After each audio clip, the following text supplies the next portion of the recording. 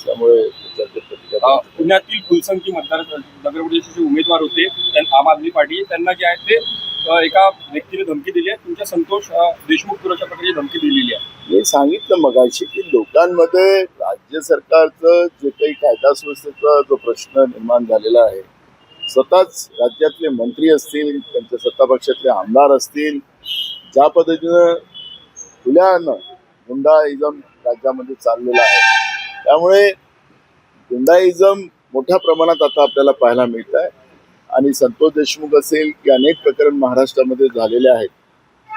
परवा की सातारा जिल्ह्यामध्ये फलटणमध्ये झालेली डॉक्टर मुंडेंचा जो खून आहे आणि मुख्यमंत्रीच त्याला क्लीन चिट देत आहे.